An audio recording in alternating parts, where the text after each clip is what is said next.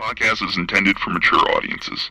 The views and opinions expressed are those of the panelists and do not reflect in any way those of the podcast partners, sponsors, or affiliates. Enjoy.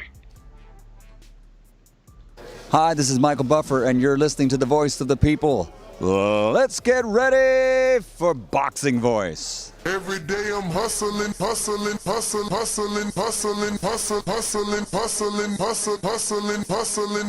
Every day I'm hustling, every day I'm hustling, every day I'm hustling. What broke him down? Was it just the body punching? I was hitting him with body punching. I heard him, actually he was crying in there.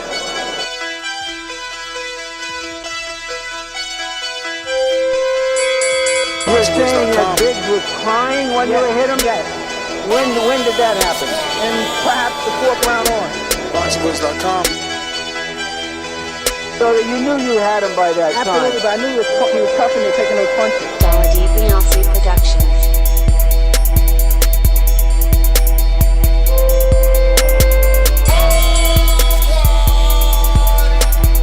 Making women gestures like, oh. Let's go, champ.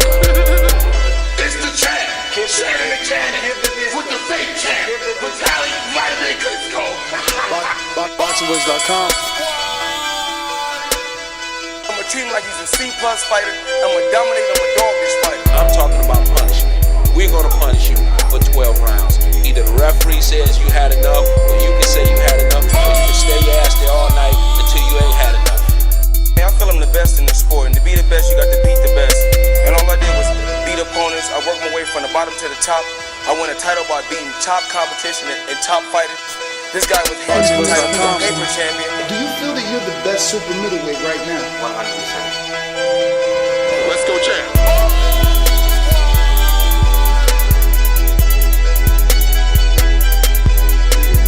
He can bring the pressure. He can box. I'm a true champion. I'm willing to go to his turf in Atlantic City. I'm gonna step on him. I'm gonna crush him. Y'all can mark my word to this. I'm gonna crush him. He's a C+ fighter. I'm an A+ fighter. Come Saturday night next week, all the fans tune in because I'm gonna dominate. This guy is flat footy, swing wild. I'm not worried about who his trainer is because his trainer can't get in there and fight for him. Dillian Productions. BoxingVoice.com.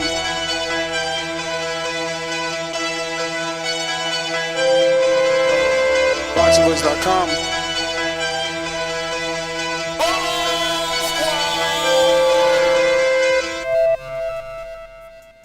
Good morning, TBV. Damn, I had the crack all in the voice. Fucking bullshit. What up, ladies and gentlemen? That was rough. Welcome back. I'm not gonna lie. One. Yeah, man. Listen, I'm excited. I don't even know if I am excited, actually, man. It's like kind of the same vicious circle, man. Reminds me of Dane Cook, man. It's like this vicious circle where we go round and around, ring around the rosy, discussing each man's quotes. And, there's never a fight, man. I think we've been talking about Dillian Whyte versus Deontay Wilder longer than we've been talking about Deontay Wilder and AJ, really. Like, I think that the DW versus the DW it's the feud has been going on longer at this point. Like, AJ, obviously, once the negotiations with Wilder didn't happen, he kind of did his own thing. Wilder and Fury built their own thing, but Dillian never took his foot off the gas. And here he is again saying the same thing, but I'm so tired. I'm just truly honest. It's not just Dillian Whyte. It's just boxing, right? Boxing has become like this one big, like, I don't know, it's just like a stage for talking. Very little action takes place. Like, we're reporting on possible fights and how good these fights can be, but like, who's really getting in the freaking ring, man? But anyway, man, just to give you the facts, Dillian Whyte has conducted an interview this morning with Sky Sports, and I'll quote, he says, "I'll fight Wilder in Alabama if that's what is going to make him feel secure and safe enough to take that fight. If he wants, he can have the home judges, his hometown, whatever, I don't care. I'd even fight him in his own home. the kitchen, the garage, the garden, wherever. I just want to get a hold of him and hurt him. But this is on the back of him saying that in order to get a hold of him and hurt him, he's going to take yet another fight that isn't Deontay Wilder in America.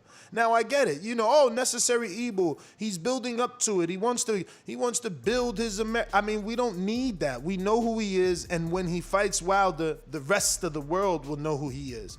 But I get it. Maybe some believe Wilder needs a tune-up, and maybe some believe Dillian needs this summer fight to get the Wilder fight. But again, where is the guarantee we get the Wilder fight?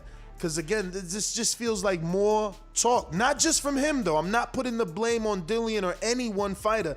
Just the landscape of boxing since COVID, it's more like a lot of fights on social media. Yeah, no, I get where you're going with that. And, it is a big part of it. When is the pandemic going to reverse course? When are we going to be able to open up things? I think a lot of fighters see that. A lot of promoters and managers see that on the horizon. And so some of the fights that would have maybe already been announced by now, it's going to take a little bit longer because, the hope that they can get attendance back to full is still there. But as far as this fight, like, I just feel it's a little different. Back when we would talk Dillian Whyte Wilder, there was like a lot of people that would say, well, like, what has Whyte proved? What has Wilder done? I mean, there was just like a lot of back and forth between the two sides, fans. And now I think Dillian Whyte has done enough to show that he belongs in that conversation. I just think that they're both in different places. The fight means more now. I guess you could make that case, but it makes more sense now, and it definitely makes sense for both of them. And off the heels of COVID and not having the opportunities that you'd normally have, I think it will push guys that haven't fought in the past to get in there and make some of these fights that we've wanted to see for a long time.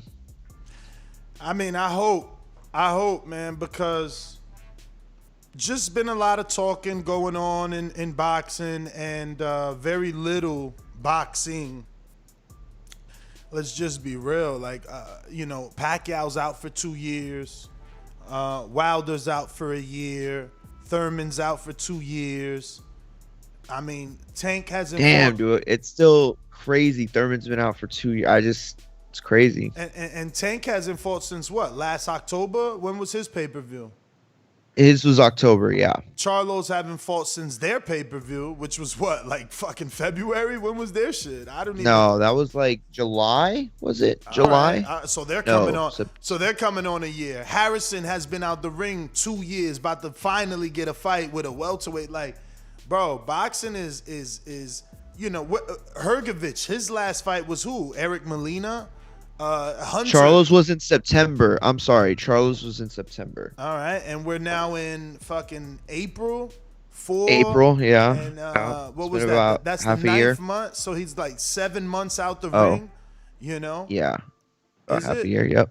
The ninth month, right? It's September. So he's 7 months out Yeah, the September's the ninth month, yeah. All these fighters, bro. Yeah, no, you're right. Yeah, no, and that's the thing too. It's kind of like, I don't want to make this comment Andre and get shitted about on. to get a fight. I'm sorry to cut you off, but that's another name. Andre No, about go to ahead. get a fight. Andre just getting a fight. Like, it's on paper, but right now I think he's got 14 months out there. And like, it's crazy right now. It's crazy right now how many people haven't fought. Yeah, Hergovich fought Booker when was his last fight though? That's my point. Like, I feel like so many dudes are out the ring. Hergovich, it's not as long as you would think. You probably think it's like over a year or something. I thought it was Molina. They're saying he fought Booker, Cordell Booker or Rydell Booker, right? He fought Rydell Booker. Yeah. That was in November. Oh, come on, man. Same shit. 6 months, man. That's what I'm saying. That was in November. They keeping dudes out the ring. You know what I'm saying? I mean, I don't know. Yeah, I mean, but it's also partly opportunity too. The shows. Go ahead. I'm sorry, Troy. It's all good. I just feel like the promoters are not keeping the guys out the ring. The fighters are keeping themselves out the ring. The promoter is supposed to work for the fighter, but I feel like these fighters ain't fighting like they used to. Like, I don't know what it is. They're not ready. They BSing. I But think it's a financial issue, Troy, because like if you're a promoter and you used to making a gate as a source of you're right, revenue, you're right. like you're a promoter, you used to making a gate as a source of revenue, and then when it was a big fight, you also got to get some of the television money, or use that television money to secure your fight and keep the revenue money. Unless again it's a big fight and you got to split some of that ticket money with the fighters, but like. The promoter, I think it's all promoters looking at it like, man, I'm not about to put this fight when if pandemic wasn't here, this fight would have made me X amount of dollars. Now it's going to make me nothing. I'm just keeping my broadcaster happy. You understand? Nah. Yeah, I definitely understand with the money. That's when I feel like the promoters is probably being a little greedy. Like, I get it, you're not gonna make the money you used to make, but this is uncertain times, so you just gotta see. I feel like the promoters never had a contingency plan. Who knows that this was gonna happen, but in an event that it did happen, the promoters didn't have a contingency plan to carry on their fighters. And that's where we got like mistakes, because they used to making this much money. You can't make that now. When Floyd was coming up with Top Rank, he said that Top Rank couldn't even pay him the money he wanted, and he wanted to stay busy. So he would just take minimal money for the little fights that he can get. And if Floyd did it and he became the highest paid, I feel like the other fighters should do it.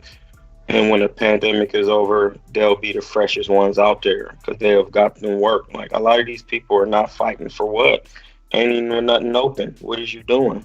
Like, that's me.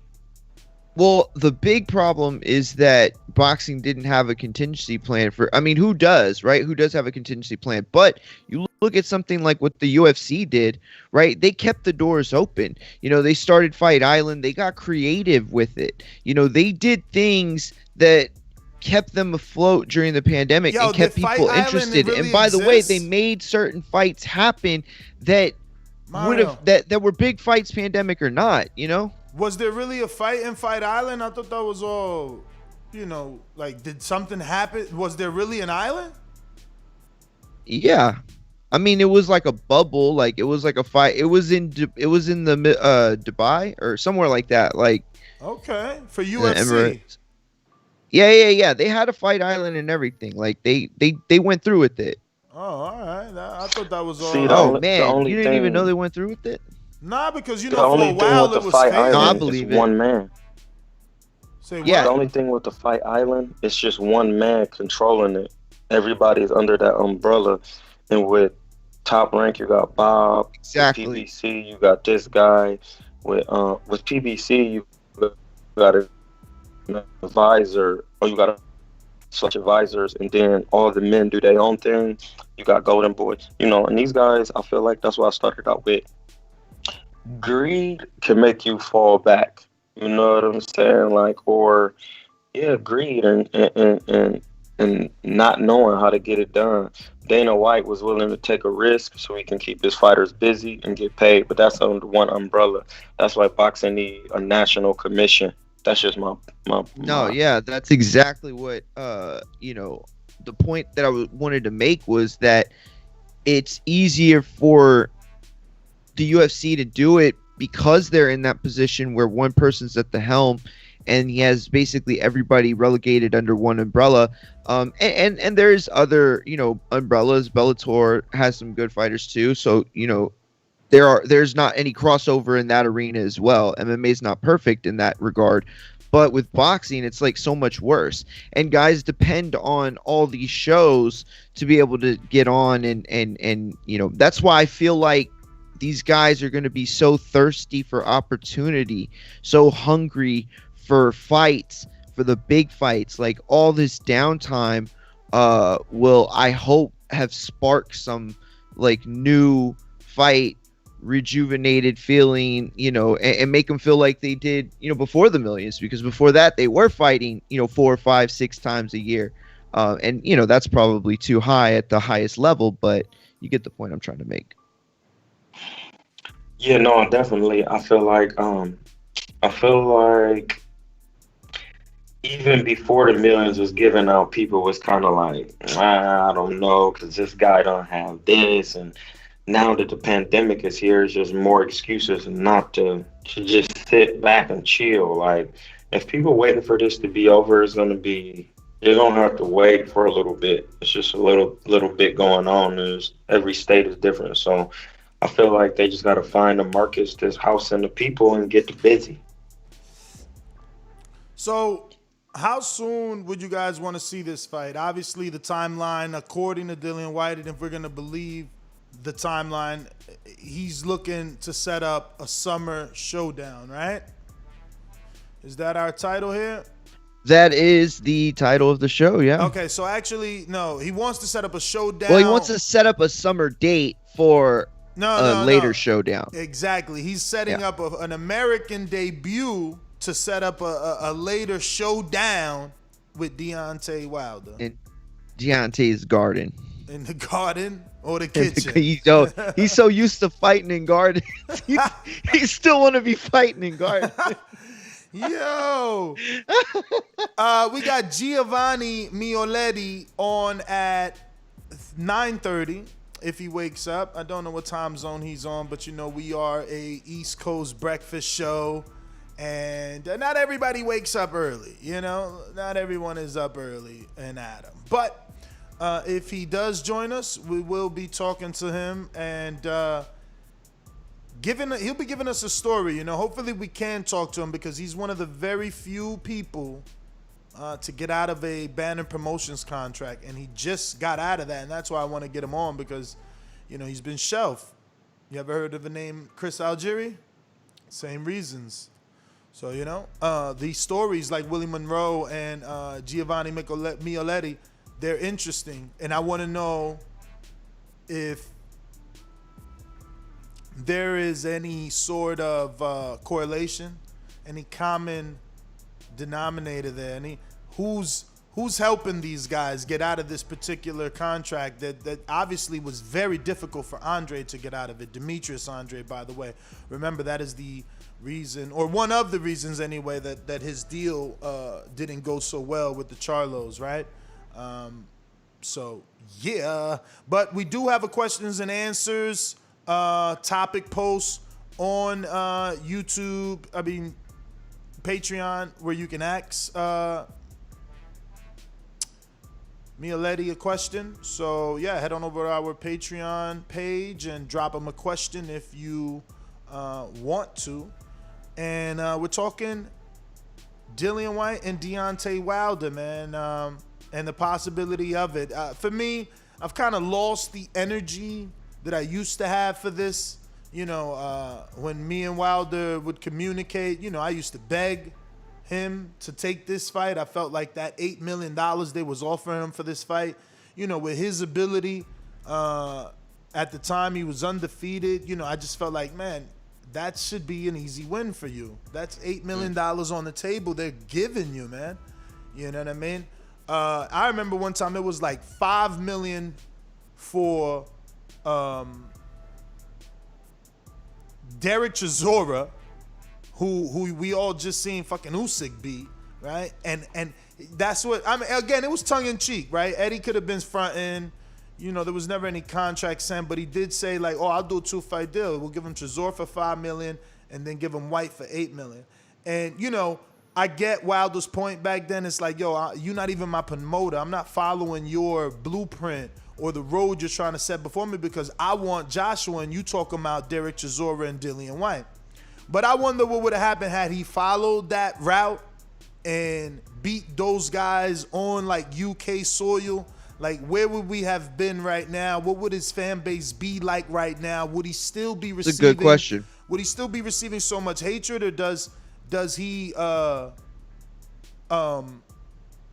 he gotten a little bit more love because he would have run through, Chisora and White, and at the same time,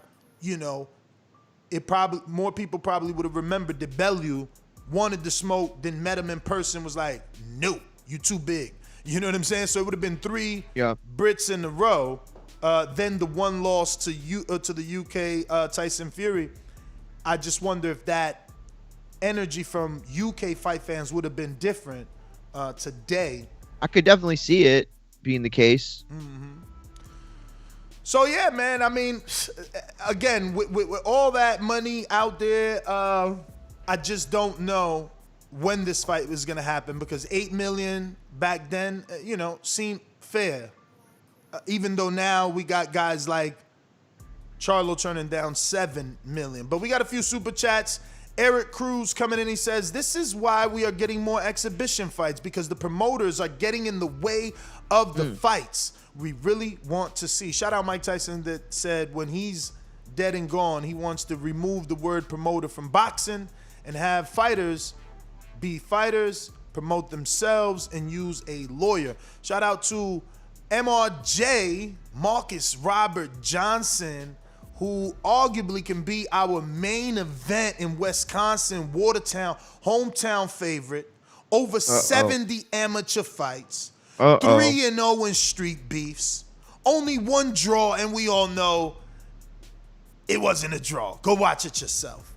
Marcus Robert Johnson coming into Border Wars for the first time, taking on TBV's own self-proclaimed, I know that came out wrong, pound for pound #1 Corey Frank. That's right, Beaumont, Texas own Corey Frank going into the Lion's Den to face the hometown hero. I mean, you got 70 amateur fights in Wisconsin, 3 street beef wins. Yo, Wisconsin loves him. He's sponsored for this fight. He was on the show yesterday. The list of sponsors he had to run off, dude. Where he's just running off the yellow pages in Wisconsin. Word is born. Word is born. So listen. He's a big draw, man. So Corey got a lot on his hands. But shout out to Marcus Robert Johnson for signing up the Border Wars, taking on the Corey Frank challenge, and looking to put on a show in his hometown at the bar in Wisconsin. You can join us live. Tickets aren't on sale yet, but you can contact Adrian on social media at what's his name over there? Like Black Jesus, maybe? Let me see. I have it. Let me see. Yeah. But we'll have ticket information in a bit. The venue actually wants a full card, but right now we already got 9 fights. So that's 18 fighters. But anyway, MRJ says, hope you doing well. Sure am, buddy. He says, well, will there be physical tickets to sell, or is this a website where we can sell tickets for Border Wars 11? Smiling face, respect emoji, hashtag off topic. Nah, man, well, your question was already answered as Adrian has texted you, and now you have that information, but we do thank you for putting that into the universe. For anybody else that's interested in tickets for Border Wars 11, they will be on sale soon. We still have plenty of time, as we are at, I believe, Mario, how many days left? He ain't focused, y'all. 66 days. See? My bad. I'm still trying to find Adrian's. He don't even know. He don't even know. I bet you Show Kid know. Show Kid already making new other fights, y'all. I don't know that you're gonna beat Show Kid. That's why. I hate to go into that other realm, but like I don't know that you're gonna beat him. Nah. I know you look at it like he's looking past me already, bro. Exactly. I know you're looking at it like that. Yo, he's looking past. That's what it is. There ain't no other way to look at it. He's overly confident. No, I think he followed the yellow brick road, and he came back with heart, man. That's just it. When he got to Border Wars and found out an hour earlier that you wasn't going to be there, and he was confronted with only 2 options 20 years younger than him, it was the ticker checking time. And his ticker went through the test. And now he's come out of that with so much confidence that he feels he could. He said, and I quote, I'll fight. I really want the Mario fight, but if he don't show, I'll fight Cruz. Tell him I said he's garbage. You won't ever say that to Cruz. You respect Cruz. Show Kid is on another level right now. And he said yesterday in Super Chats, like, yo, dog, wait till Mario sees this version of me June 12th. Like, See, what people don't understand is by allowing people to get fights like that, you let them get that anxiety off, and now they got the love for it. So he's probably training harder than he's ever trained because now he loves it.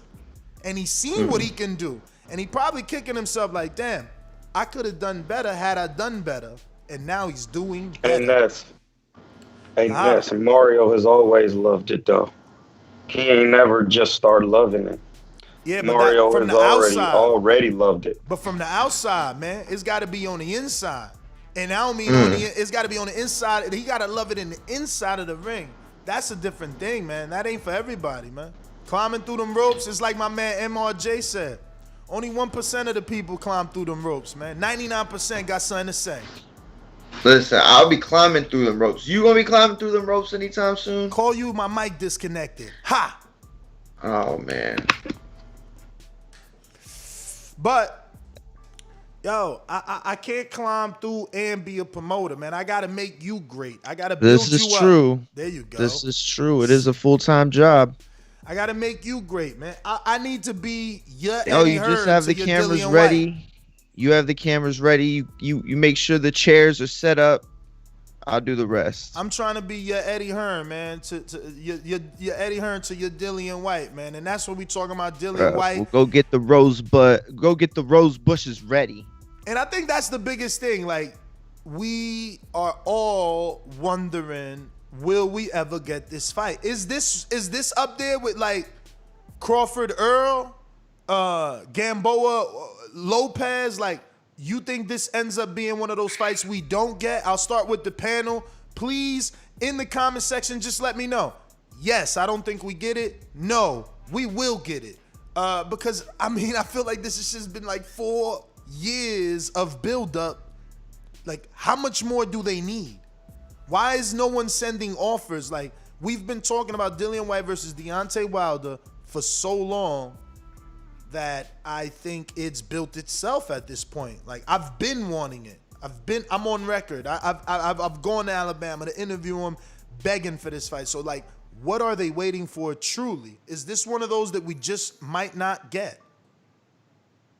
Yeah, I do think we get it. I think we get it because it makes more sense now than ever, and the two guys in question don't have a lot of other options at this point. Like, the road is so blocked, it's so congested, the fights that need to happen before they get a shot that's better than each other. Because that's the thing is, what they both want is the fight, but a fight between each other is not that lower or not that less significant than the top fight.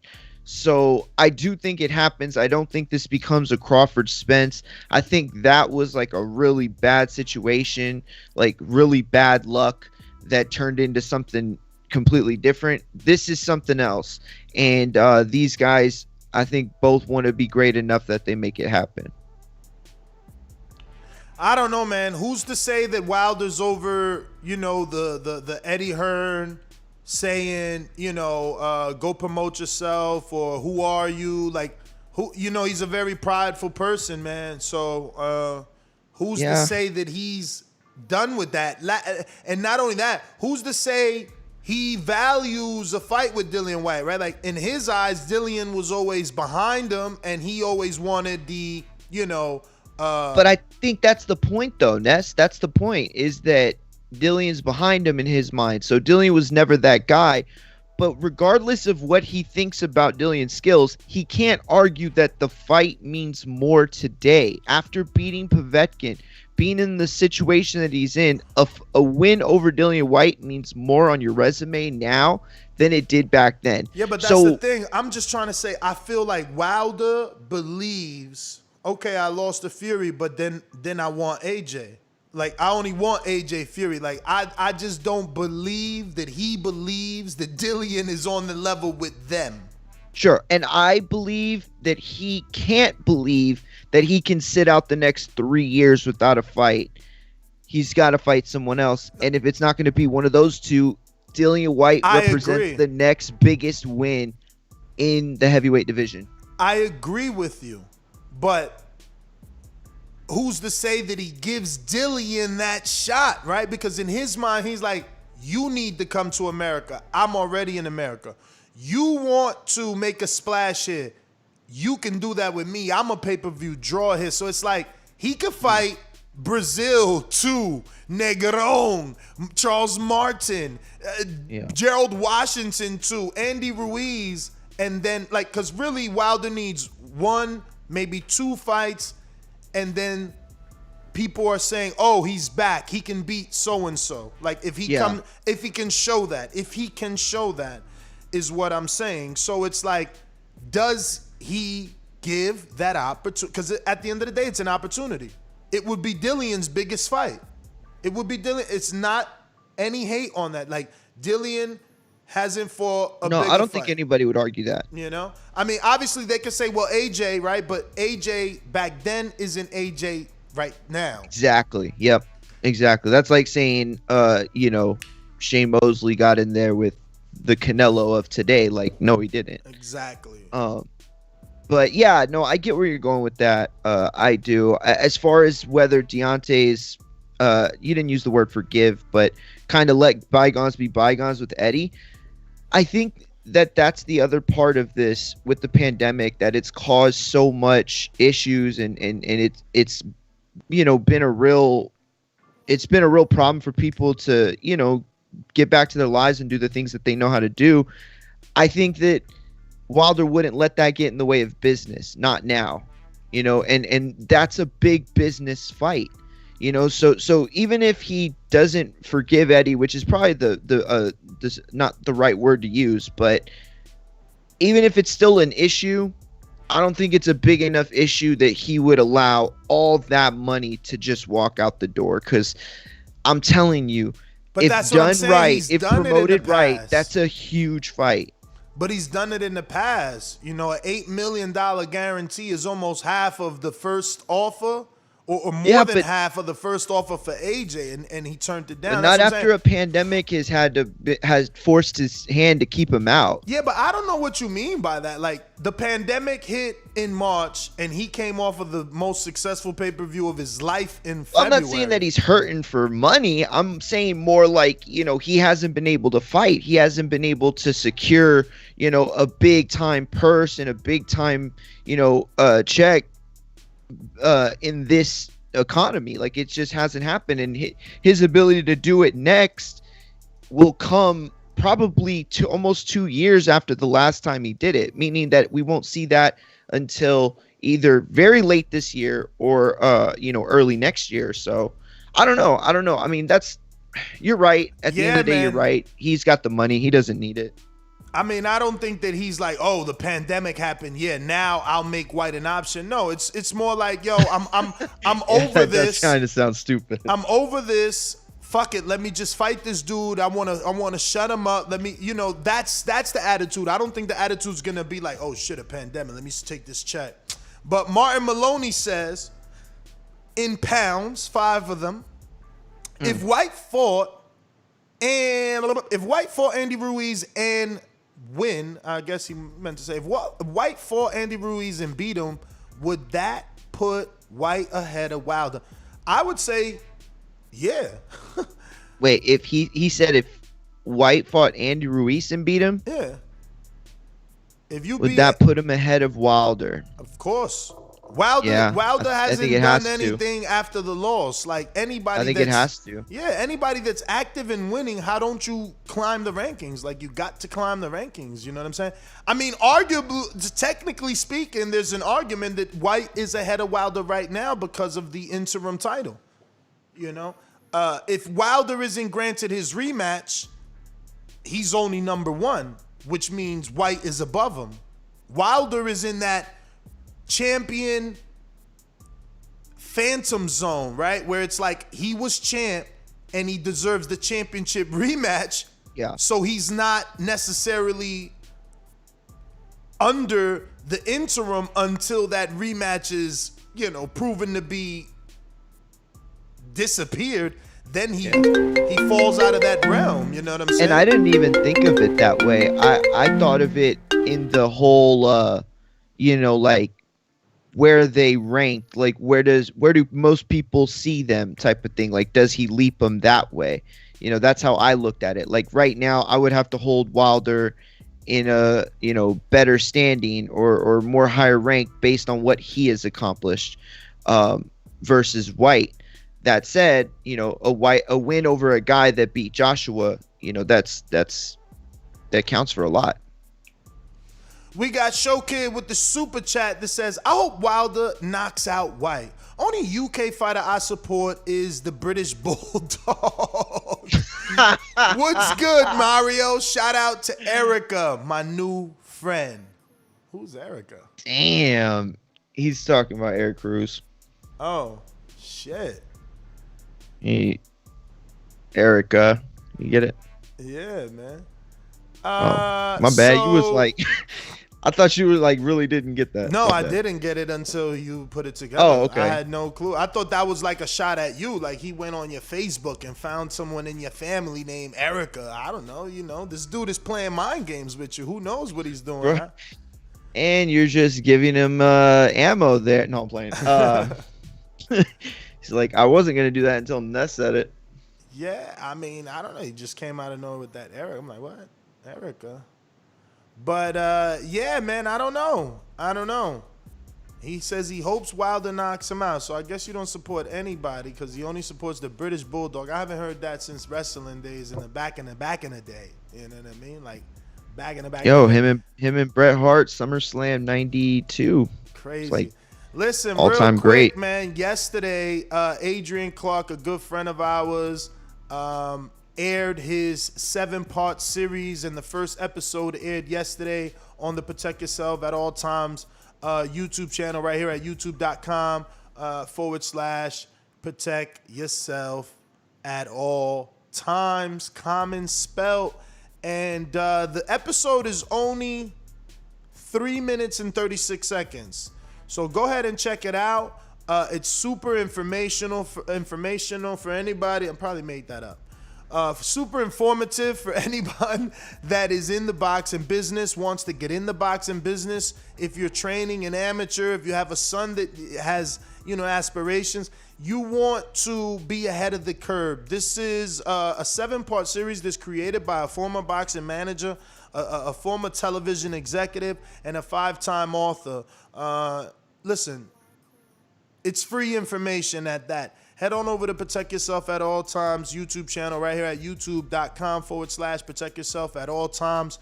Drop a comment in the comment section letting Adrian Clark know we sent you there, and enjoy. Hit that thumbs up button over there, man. Share the love and go ahead and check it out. If you want to subscribe to his YouTube channel, you can do so that you can get that notification every time he drops a new episode, which each episode will drop 2 days apart. So the next one is tomorrow, and you can check that out. Same time, 9 p.m. Eastern on the same channel. Once again, you know, Protect Yourself at All Times actually sponsored the last 2 Border Wars with Everlast headgear and 16-ounce gloves to protect our fighters at all times. But this is so much more than physical protection. This is protection from the business, protection from boxing managers, protection from promoters, sleazeballs, you know, sinking their teeth into your children or your best friend who's a fighter or your fiance, your husband. This information is for those people that have aspirations and intentions to being a fighter or in the boxing business. And again, it's free information. Head on over to Protect Yourself at All Times YouTube channel for episode 1 that is dropped and is absolutely free, costs you nothing. And don't forget, today at 12 p.m. Eastern right here on youtube.com, TBV will be premiering its own Border Wars 10 that happened in Florida on March 13th.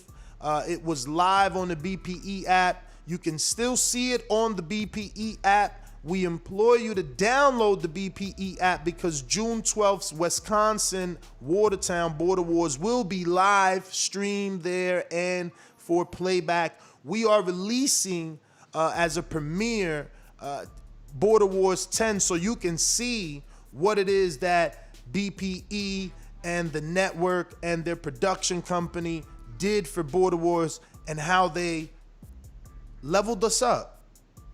I want you to see what it is that how you will look when you participate, and remember that it's going to be next level now, because now we're in a live venue with 400 to 500 people. We got barmaids and bottle girls. There's smoke screen and lasers and DJs and ring walks. It's going down, baby. It's going down. Big time. Like Dillian Whyte and Deontay Wilder, if they ever agreed to fight. You know what I'm saying? Where would that fight take place? He says he's willing to go to Alabama. Wilder hasn't fought in Birmingham since Chris Arreola. There was always talks of Wilder being able to fill 100,000 seat arena. One of those, I don't know those football games you guys do. Who plays football in Alabama? And he used to believe he can fill up like 100 seat arena. Maybe he thought he can do it with AJ. I'm not sure he thought he can do it with just anybody. But I mean, look, Billy Joe, there's rumors that the Canelo Billy Joe fight, you know, is going to see 70,000 people. Now, I don't think that's a rumor at all. I think that's spot on, simply because Canelo had 51,000 with Liam Smith, who isn't nearly as accomplished as a Billy Joe Saunders. That being said, how many fight fans does Troy and Mario think that Dillian Whyte brings with his traveling men in the UK? He said Alabama. I'm not saying. He said he'll fight in Alabama. How many people does he bring from the United Kingdom to Alabama? I'm going to go and say that even though I know it's expensive, let's not make that an issue. But it's expensive. It was when I lived in New Jersey, that's why I drove. It was like $600 always to fly economy to Birmingham. Then you got to rent a car to drive 2 hours to Tuscaloosa for me. But the fight, hypothetically, would be somewhere in Birmingham. So, you know, you still need a rental is all I'm saying. It's going to be expensive for people. But, you know, how many people does Dillian Whyte bring to you? The United States to fight Deontay Wilder. He finally gets to sink his teeth into Deontay Wilder. How many people fly over for that? Go ahead, Troy. I feel like Dillian Whyte, he Jamaican, right? Yes, sir. Yeah, so he got the Rastas, and then he over the seas, over the pond, so he got 2 countries that's gonna back him. So now that you say that, I feel like it could be a good fight because he has 2 demographics that can support him for the business side. You got Jamaica, and then you got, you know, overseas in the UK. So it just depends on how they can put it together. Deontay Wilder has Alabama, but he doesn't get the support that, you know, the normal support that other fighters get from other whole countries, like Alvin Yildirim. You know what I mean? The whole Turkey was outside, like, trying to watch the fight and all of that. So you got to just realize what demographic you hold. And I feel like Dillian Whyte got 2 demographics. And if he fight over here in the States, that would give him 3. And then on top of that, if he fight Deontay Wilder, that would give him some of Deontay Wilder's fans win or lose if he put up a tough fight. So, man, he can bring a lot. Give me a number. Stop ducking the number talk, man. I need a number. Give me a range. Like the seat arena. How many? Yo, I'll give you a range. Ricky Hatton brought 30,000 people was the rumor for Floyd. When he fought Floyd. That ain't mean 30,000 bought tickets, but they came because remember that fight was sold out. But they said he brought 30. But remember this, racks. Troy. You remember this. There's only one Ricky Hatton. That's what he said. 22. That's where the song started. Everybody want to say there's only one Tyson. There's only one this one. There's only one that one. Nah. There was only one. There's a bunch of them. There was only one Ricky Hatton. That's where the song started from. I mean, I'm not from the UK. All my UK guys that really hate me, let me know in the chat who started the song. Was it Ricky Hatton or was there a fighter that came before? Like, was they saying that about my man Kawasaki? Like, there's only one. Nah. What other song did they sing? Didn't they sing Blue Moon also? What the hell? Are they saying something else, right? I feel like they'll bring 22. The only Blue 22. Moon I know is like Blue Moon. Yeah, didn't they sing that? I No, that saw was you his song that he come out to. standing alone. It was that like, And I don't even know if that's Blue It was Moon. that like punkish. No, I don't even know if that's Blue Moon. I know that was like a fucking old school movie. Well, I do know we just got flagged, but no, I'm playing. Damn, Brandon Lenz, you a hater. You must be American. He said 53 people. Ness. Nah, Dillian brings way more than that. Y'all Nah, let me tell you how many. I said 22,000. It would be like a Damn, 7,500,000 arena at Allegiant in Vegas. So he would bring out like 50. No, like 35, 40. 35,000? Yeah, I mean, how would have brought way more if him and Floyd were fighting, at Cowboy Stadium. Man, you're crazy, bro. You're Bro, crazy. That's how big this Wilder fight is. That Bro. Wilder fight is the biggest fight. I'm telling you, everybody would want to be there. Hey, all my UK dudes, man, in the chat, please. Has Dillian ever sold out a 45,000 seat arena? It's not. It's the fight. I'm just saying, to bring 45,000 Brits to America, that's a big. I mean, don't get me wrong. There's a lot of people out there. I think there's what, 2 million UK dudes out here. Okay, where's the ceiling for you? So I can gauge how ridiculous ceiling, you think I sound. I think the ceiling is Ricky Hatton. There's really 30? only there's So only. you don't think you go for AJ didn't bring 30, man. AJ ain't even bring 30, man. Like there's really only one Ricky Hatton.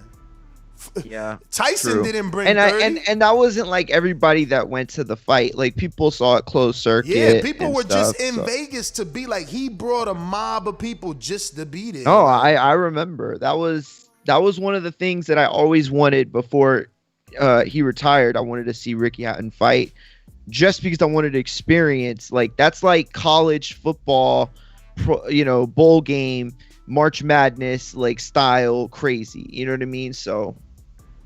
Arsenal. George Foster in the UK says he does like 5,000 tops. Whoa, I was way off.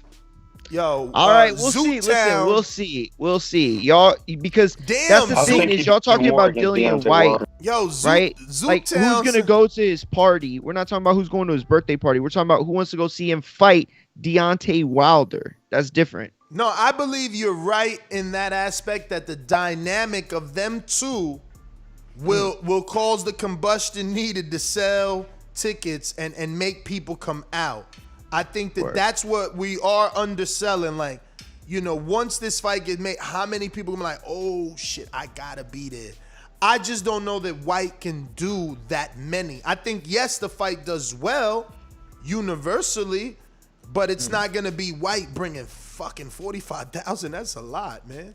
That would be awesome, though. Let me tell you, that would be awesome, because I'm telling you, he'd be changing the game right there. 45,000, not a lot of people can do that, man. Really, like that's a lot. Like that's Canelo status, man. 45,000, and Canelo ain't bringing them to another country. Like they coming right here. He fight in America, they show up. You know what I'm saying? It's different. I don't know. Maybe I'm wrong. Maybe you right. Look, someone thinks you're right. They said Mario is right though, especially if Wilder has a big knockout in the next fight. I guess. I don't know. Listen. So we're saying then that Wilder versus Dillian Whyte is just as wanted as like Earl versus Crawford. And I think I'm not wrong. I'm not mad at that. I do want Wilder Whyte probably more than I want Earl Crawford. Honestly, Earl I might be right there with you. Because Earl Crawford is like, I understand the necessary evil. Those dudes are trying to establish themselves. Yes. These dudes, like, to me, they on the same level now. Like, okay, you know what? 1A, 1B. And let me put it like this one time. Let me just put it like this, okay? And if I lose you, my bad, I'm sorry. But let's just go for this ride together. On the night that both of those fights happen, I will have 1,000 times more fun on the Wilder Dillian Whyte fight night. Did that make sense? Did I say that right? You'll have more fun than if Bud and Earl fought? Wow. I will have had more fun at the end of the night. Like if both those fights happen, right? Mm-hmm. And I'm at the end of the night, I compare both those nights. I will have way more fun on the Wilder White fight. I think it would be better. I think the ending would be better. Like, here's one thing that a lot of people don't say, and I don't know if this is a hot take or not, but there's a decent chance that Crawford Earl Spence turns into a boring fight is a really terrible, shitty fight. Like, there's not with Spence's style. Chance. Not with Spence's style. There's a decent chance. I'm not saying it is. I'm Spence I'm saying trying to walk that dude down, and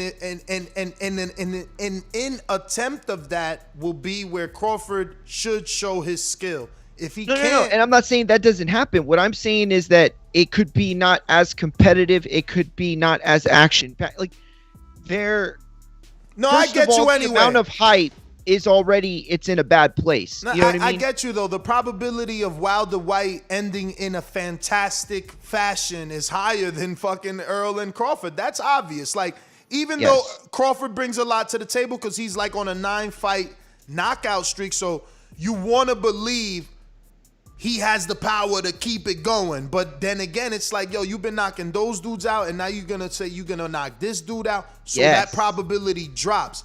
Yes. Wilder and White have shown they can knock out on the highest level. They've shown that. They've shown that, you know. If they ain't knocking you out, they're knocking you down and, you know, getting you out. So you're right. And I think that's why I don't understand why this fight really isn't being looked at truly. Obviously, Wilder was, busy creating his own lane, trying to show his worth.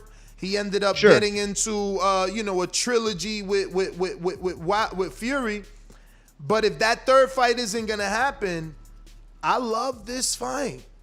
I love this fight. I mean, it's gotten bigger throughout the time. And U.S. media is covering Dillian Whyte more frequently now. Like, he's become a top player now. He's not just a dude calling out the top guy. He's a top guy who wants to fight all the top guys is what he's become. Well, Dillian Whyte, when he fought AJ, if I'm not mistaken, he only had like 16 fights. Yeah, no, it was early in his career. Yeah, so like that, they both was early in their career. That's why I never thought they was ready for anybody like Wilder at the time, because that many fights, like 50, 40 fights, that's a lot of time in the ring, technically. You know what I mean? Yeah, but people don't value those fights, man. Not that we don't, but, you know, people like to say, oh, man, 42 fights and he only fought 2 names, you know, or 3 names. Yeah, that's fine, because Julio Cesar Chavez Sr. fought 80 names. But Chavez has fought more top-tier fighters. See, Wilder is going to be a dude that you love when he's gone because, like Vlad, right, while Vlad was reigning, we didn't value the people he was fighting like that. Now that Vlad is retired, the people that Vlad fought are the people that this generation's heavyweights are fighting and making their names off of. You know what I'm saying? The Mahmoud Charles, the David Hayes. Like, how many fights did Tyson Fury have scheduled with David Hay? How many fights did Wilder have scheduled with Povetkin? Like, these are old names. Helenius is an old name. Povetkin is an old name. Like, Manuel Charles, old names. Damn, yo, Ness is going old names. Like, Ness, but these are today. Names that we used to be like, man, who the fuck Vlad fought? But because Vlad fought him, he made him, you know, worthy of a fight. So it's like, common opponent with Vlad. No, I get that. I'm just saying, like, far as Dillian Whyte getting a fight with Deontay, he was so early in his career that it's going to take him time to build himself up, you know what I mean? Definitely. Even if he had a couple stumble with Povetkin, that's because he's still early and he only maybe had 12 amateurs. I thought I heard, like, Deontay Wilder was an Olympian, a bronze medalist, and he got 50 fights. Everybody else can say that, but Troy understands experience on the job. So 50 fights is still 50 fights, because I know people with 50 fights and they didn't win all 50. Mm-hmm. So they could say what they want, but all that experience means something and calms you down. And it's just, I feel like at this point, Dillian Whyte is just trying to build himself so that he can get the fight with Deontay Wilder. And I feel like Eddie Hearn see it too. Eric Cruz with the Super $5 chat. Oh, you got it? super chat that says, I don't think so, Mario. Wilder versus Fury 1 didn't sell out. True. Troy is right. Alabama doesn't really support Wilder. They don't support Wilder like they should. Shout out to Mario's kid. Oh, is Mario's kid show kid? That be. Y'all trying to tag team. Y'all trying to tag team. America in a whole. Y'all trying to tag team show kid. He's showing he the A side. Y'all tag teaming him. Andre Dakota, pound for pound, he says, what is attraction in Alabama? So he meant to say, like, what's an attraction in Alabama for a Brit? Like, why would they want to come to that fight if it's in Alabama? He's saying Alabama will not be a location. When it boils down to site fees and who's paying for this fight, he's saying Alabama ain't coming up. We dreaming. It's not. And why would a Brit? That's why he said that. That's why he said, I'll fight you in your back, because he know he would never have to fight him in his backyard. Coach Myers says, I think Wilder's return will be huge regardless. It will be. Yeah, it will be. It will be. It's going to be big time But news. honestly, we need a return, man. Like, I know they like, yo, we got the litigation, arbitration, mediation, all that. But we need to get you in a fight. See, and that's the thing is, everybody like that wasn't a Wilder fan complained about Wilder, right? To about all this stuff, and I'm not even talking about the Fury fight and what happened afterwards. I'm just saying in general. But you can see it now, like the writing's on the wall. The heavyweight division is so much better with a Deontay Wilder, as an option than it is without. I'm not saying that the heavyweight division is not talented, because guys like Michael Hunter and Hrgovic, these are the guys who rise the division and give it depth, right? You still got Hellenius in there kicking it after all this time. But when you talk about big name options, Wilder represents something. Wilder represents, for a lot of people, like the perfect antagonist to their protagonist story, and perhaps in the UK mostly, but that's okay. Like, who cares? You know what I'm saying? Because when they go to buy the movie ticket for Batman, they're paying to see Joker just as much as they are to see Batman. And I'm not trying to put anybody in one case or the other. I'm just saying that both are, Segue, I need your help, dude. Was that Joker in the Schneider cut? Was that the Joker from Birds of Prey? Well, not Birds of Prey. From the Birds of Prey was the one with Harley Quinn by themselves. So was that you're her talking boyfriend? about the one from the Suicide Squad. That's him? That's him, yeah. Why'd they do such a terrible job then? Like, in Suicide Squad, he looks way better. It was supposed to be meta, because like the whole like meme that blew up that like we live in a society. Like it was supposed to be like a meta joke on Joker. It was dumb. But I just thought it was funny. I thought it was cool. I thought the one from Suicide Squad, he had tattoos on his face. He did. You could see the makeup. They covered it. He covered it with makeup. Like, you could see he covered it. Like, there's spots everywhere. You could see it. He covers it intentionally. I didn't see it. I don't see it. Go to New Rockstars. Go to New Rockstars. They'll hook you up. Nothing looked right. I'm like, yo, why? At first, I'm like, oh snap, that's the dude from Suicide Squad. I'm so happy because I felt you didn't like it. Yeah, that was dope. I feel like he would do a great job as a Joker. I do feel like that. Yeah. Even though, don't get me wrong, that Joker series on WB, the Batman series on WB with the kid who from Gotham. He blew up from Showtime though. He blew up on Showtime Shameless show. Yeah, Shameless. Yes. That dude. He knocked it out the park. He's a fucking phenomenal Joker, but I won't be mad. I won't be mad with Harley Quinn's boyfriend Joker, even though I feel like he's short and too skinny. Like Nicholson was bigger. Yeah. but they need to get him some elevated shoes like they did Sylvester. That was your movie. Side note, yes. No, we haven't seen Kong versus Godzilla. Mario has. If it's not Heath, I'm sorry. I just want to. Yeah, but he Heath died, ruined though. it for me. But he's gone. I know he ruined it, so I don't want to see a Joker. I get that. Until somebody can do Heath again. I don't know because I don't think that Heath did as good as Jack, but I think that Heath did. No, listen to me. I don't think Heath did as good as Jack Nicholson, but I think Heath took the Joker to a level that made you believe it could be real. Jack Nicholson's Joker was more like comic book, funny. I don't know if I could believe that. I could believe there's a Heath out there in this world. His role as Joker was phenomenal. But Jack Nicholson, no one had the punchlines. I still remember, where does he get those wonderful toys? He had the best, the fucking little, the rose. Jack was Jack. Squirting flower. No, Jack, Jack is Jack Nicholson, man. No one acts like Jack Nicholson. Yes, Heath did a fantastic job. He got dark. He changed it, just like Christian Bale changed it. Christian Bale put all the Val Kilmers, the Michael Keaton. Even though I love you, Michael Keaton, you did the best out of most. But when Christian Bale came, those dudes were done. It was over. That was a laughing stock. If you was Batman before Christian Bale, it was a joke. That wasn't a serious Batman. I'm Batman. That was a serious Batman. Just saying. Let's stop before we go down the movie hole, because I love comic book movies. Word.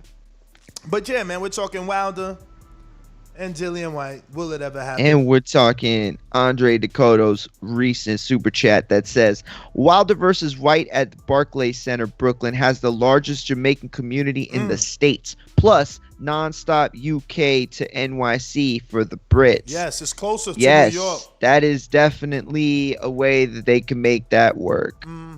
Good. Yo, isn't there a Jamaican parade in New York, in the what is that, Queens area? Even though I don't think there's no big arenas in Queens, but there is a Jamaican festival or something like that happening in New York every year. How would you know, Florida guy? I wouldn't know anything about that. I lived in the tri-state area my entire life, and that's why I know I had enough. I thought you were Florida born and raised. Yo, I was watching a movie yesterday. Don't know what it is. It'll come to me. But the girl turned to her husband and she was like, I don't know. I can't even remember the place. But she was like, you sure you want to do that? Do you remember how cold it was in Alaska? Like you about to ruin your job and take us back to that fucking ice.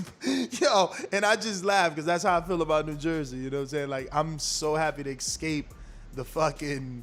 Oh, that's how I feel about Akron, and I love Ohio, but I'm not trying to go back to that cold. It's for reason, bro. I hate snow. I used to love snow, and now I hate it. Yo, so a lot of people saying 8,000 is a lot, for Dillian to bring. That's strange. I thought, 8 should be... Wait, I got a question to ask you. Let's do it. During the quarantine or outside the quarantine? No, he said he wants to do a summer fight, so he's gonna do Trevor Bryan in the summer, and then maybe they could rock and roll late in the winter, right? November, December, later in the year. Especially if AJ and Fury come out here and they boom, we really doing a 2 fight, man. Wilder better get the next thing smoking. No. I think so. I feel like Wilder, I feel like he just really taking a break. Because just more and more I think about it, once he started boxing, he never really took a break. He just went to the Olympics. He came out of the Olympics. He got right busy, fought mad fights in a row. They were trying to build him, improve his skill. I feel like he taking maybe a couple years off, let his body heal, build himself back up again, reset, come back out. This is a Floyd Mayweather move, kind of. Floyd is known for taking 2 years off, then coming back, resetting it with new game plan. That's all. I think Floyd and Al, who run PBC, see what they got, and they just, sometimes you got to reset. I'm not saying that's what they're doing. I'm just saying from the outside looking in, seeing the moves that Floyd made, and Deontay Water being as busy as he was, he like, man, take 2 years off. Like some of these other fighters can't do that because they only fighting once a year. So it's like, but Deontay Water was getting back to back work. You know what I mean? So I feel like, Floyd's probably like, man, you need a break or something.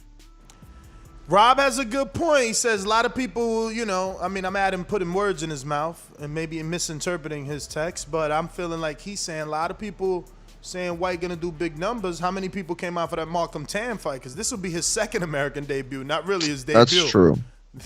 They trying to play. But it off. It's different though, I think. Yo, you can't have two debuts. Like you no, debuted in America. I agree. No, I'm not saying that. You're right. I'm just saying like this is a different Dillian Whyte. And also too, it's different if you're working towards like a Wilder fight. Like if there is at least some sort of discussion, some sort of, acknowledgement from the other side that gives people the indication, then it puts an even brighter spotlight on Dillian Whyte. And that kind of goes back to the whole point that you were making about, whether Deontay wants to give him the shot, that's part of it. So have you guys ever heard of an undefeated heavyweight by the name of Isaac Munoz Gutierrez?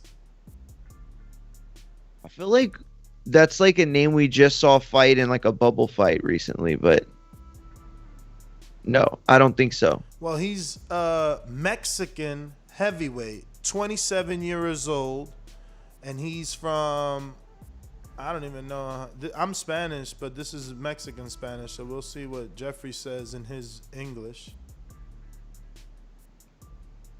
Torion Coahuila de Zaragoza, Mexico.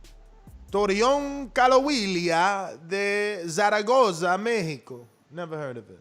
How about you? It's like Mexico City. Oh. Okay. So he's 12-0-1, and he's Mexican, and he's in heavyweight. And Gutierrez was 220-20 in the amateurs, and was a multiple Mexican national champion. I don't know what that means. He also participated in the World Series of Boxing, so all these accolades, it's so strange that he wouldn't be with a bigger promoter. Excuse me. Especially being Mexican. Not a bad looking guy either, right? I think this is a marketable heavyweight. This is so strange to me that, this is not a PBC, DAZN, top rank heavyweight in this. How old is he though? 27. 27. In this heavyweight world though, right? Like in this world of heavyweights, That's probably why though, because he probably got so many amateurs, and that he 27. They like. He might. His skill probably is not. Now I'm not saying it's amateur skill. I'm saying the pro skill, because these guys get paid. For all the fighters that are out there, there are men who get paid to scout the fighters. So I should say, like scouting people, like in NBA. So they could tell, like, okay, he's a good amateur, but he's not going to pan out to be a pro. I can already see he's been an amateur too long, and he's already 27. So should we invest in this man, or should we give him a 3-fight deal, let him see what he do? Can we move him early? Can we move him to a heavyweight fight early? Do it take time? These things are in place before they even sign these guys. Like the matchmakers are looking, the scouting people, and then they like, damn, he's 27 with that many accomplishments, but that's the amateurs. And a heavyweight in the pros, you can get stopped immediately. But that's what I'm saying, though. All right, so look, if you got to put yourself in Bob Arum's shoes. You need a fighter to build Big Baby.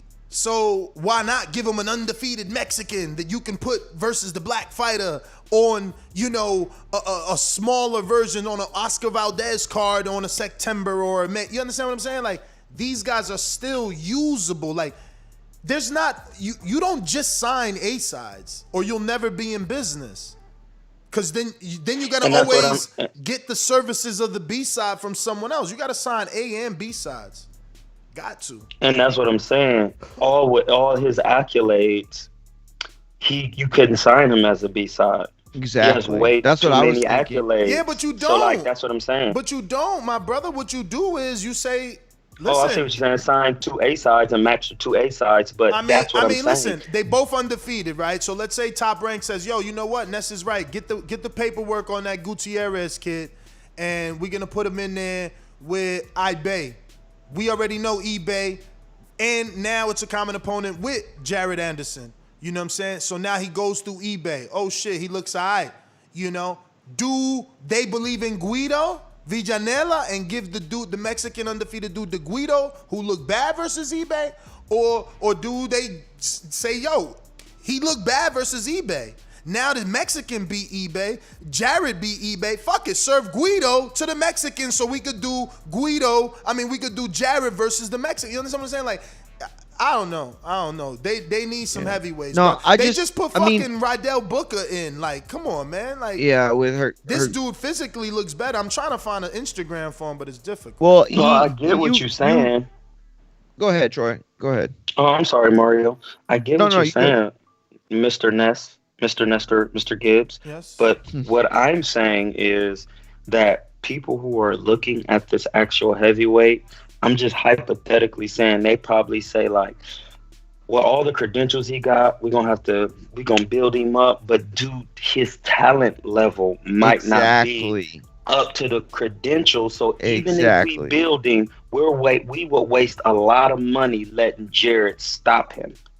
That's literally exactly what I was gonna say. I was like, if it's not like a manager promotional thing where somebody's trying to like, strong arm the promoters and stuff, then it's a situation of belief and skills. And it's like, we're going to pay this guy, the money he's worth because of the accolades.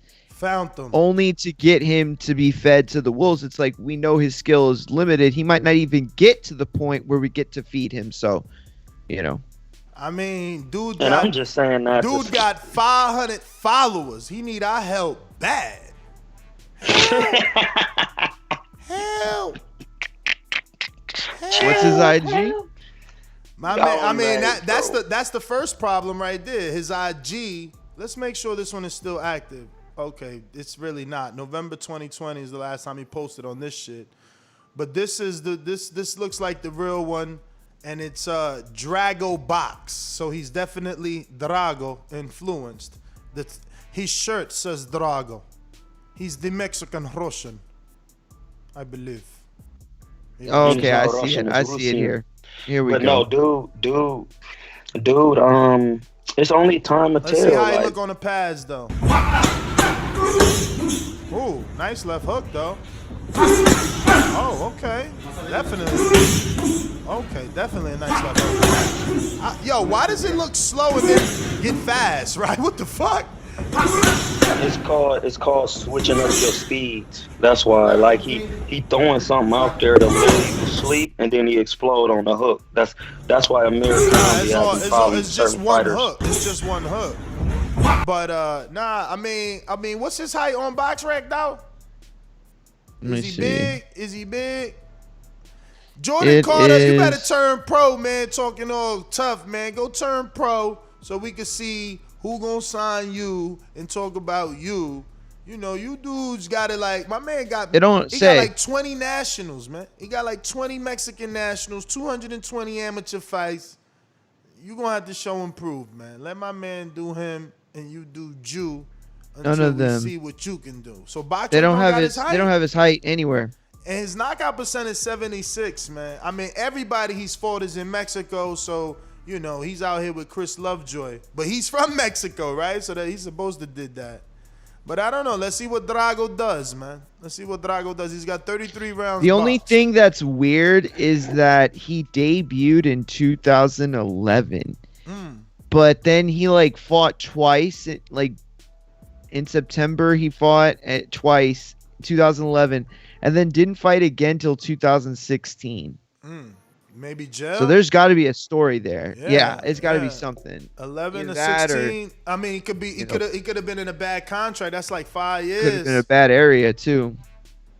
Oh, yeah. I mean, maybe Oh, there goes the answer right there, bro. He debuted at 160, bro. He must have got injured or got out the ring for 5 years. Something happened, gained weight, and now he's coming back as how a heavy. tall is he then? He's coming back as a heavyweight, bro. Yeah, he's 6 feet. So. Oh, is he really? Well, no, but the average height of middleweights in this era is anywhere from 5'11" to 6'1". You know what I mean? Look, so just look at Triple G, Charlo, just all the middleweights, even Canelo. He been a heavyweight for a while, though, for real. Going through his IG, he been a heavyweight for a while. He was a serviceman, so he was in the military, it looks like, in Mexico. He out here. Did he box in the military? Momentos que me hicieron más fuerte. All right, champ. Give you a little like on that old pic. I mean, he don't look small, but he do look small. Look, this here, and he's definitely the smaller heavyweight here. Let me see. He looked like a dude you go to high Tate. school with that played football and then like became a firefighter and like he just stayed in really good ass shape. It don't show the height on this Teller the Tate, man. He looked kind of tall though. His name Drago Muñez. Yo, that's not a bad marketing name. Oh shit. I'm being told by the producer that this Mexican sparred the best UK heavyweight, the unified Anthony Joshua, to get him ready for Andy Ruiz too. Look at that. Small world. Shout out to this guy. And Troy talking all this garbage, talking about people don't want to sign him because he might not be that good. Well, he might not. Didn't say they wouldn't. They didn't say they didn't want to use him for sparring. He said he didn't want to build Mario, why don't you chill out? This dude right here showing that he lives more than you. This is what, 45s and 235s? So I'm what looking. He doing? What he doing? What I he don't doing see right there? anything. What, ain't that like 195? No. What is that? No, that's 205. I used to rep that out. That ain't no weight, bro. Why you mad? He doing 25 reps, man. He ain't doing no 8 like you. This light work to he him. done ripped up. He done ripped up his hands, though, is what he did. He ripping up with that, man. That's what he doing. He getting ripped with that, man. He look that's cool. He look a little small though, man. He do look a little. He started at middleweight. Look at him here, y'all. On the double leg. Okay. Yo, I hate my gym because they have the double land attached to the ring like that, and this dude's out here working it. I don't like it. I need more room for the double land, man. But he moving well. He ain't got no gut. Y'all better get behind him. Send me a link, Ness, so I can send him on my phone. Oh, man. Hold on right here. I got you. Ivan Box. I mean, his name is Drago Box. Drago. I must break you.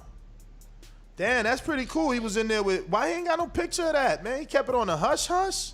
No picture with AJ in the camp. Tripping right now. Ain't this La Barbie? Let me see. Yup. Wait, yo, I'm nasty with faces. I knew that was her. Look, Barbie Juarez. So she support a Mexican fighter, female fighter, Barbie Juarez. Do I even follow her? Oops, I don't follow. I'm sorry, Barbie. We got you. Y'all want to see Barbie? Barbie Juarez. Mario, you terrible, man. Nah, I'm looking at his Instagram. I know. Oh, got it. All right, so we're going back to the rest of his photos. This is your daily fighter update. We're giving you up. Is this some sparring? Nah, he putting pictures only. Come on, champ. And he wearing that bar. I don't like this bar, but I get him. He's a professional fighter. Got to protect that face for the fight. I get it. I guess if I was an investment, you know, I would be trying to protect my nostrils too. Uh-oh, Mario. Oh!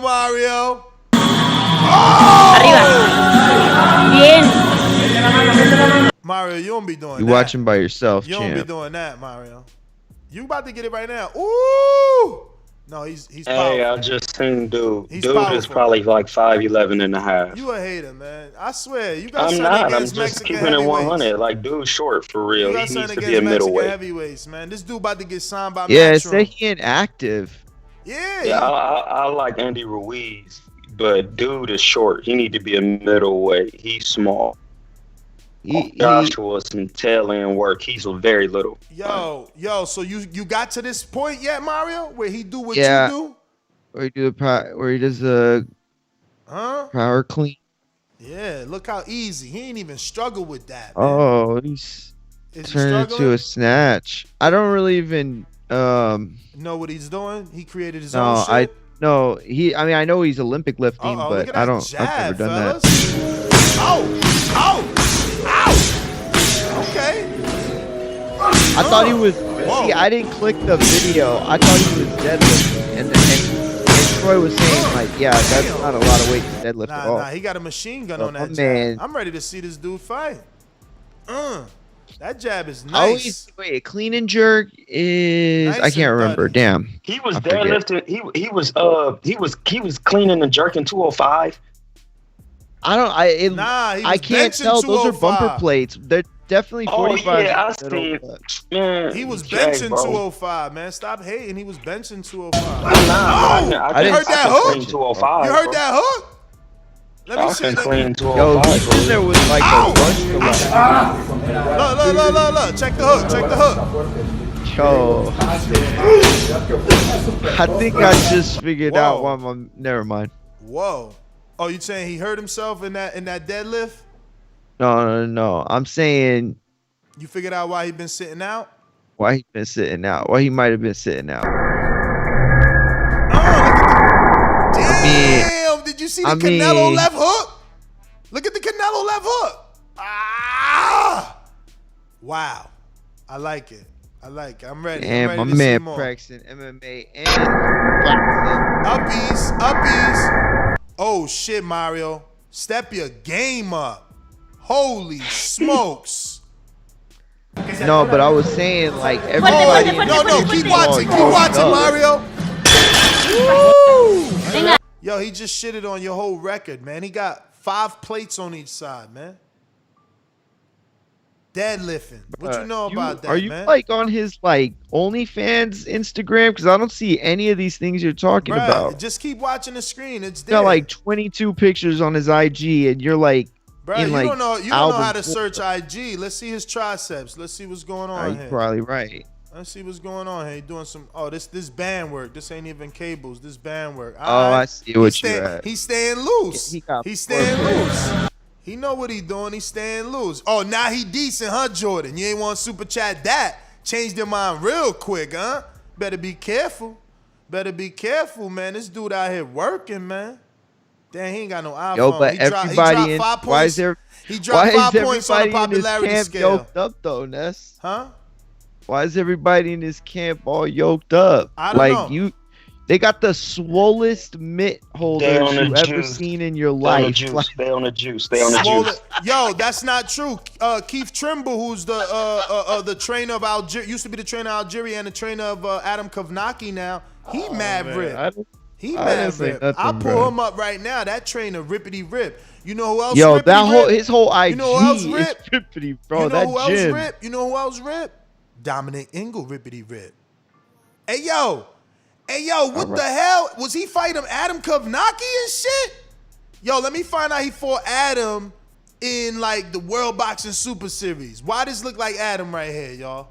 And it's even got La Romana, even though like, I don't know what it says. It could be La Romana, I don't know. It got 2 R's there, I don't know. It don't say Poland, that's for sure. But tell me he don't look like a fake Adam Kovnacki then.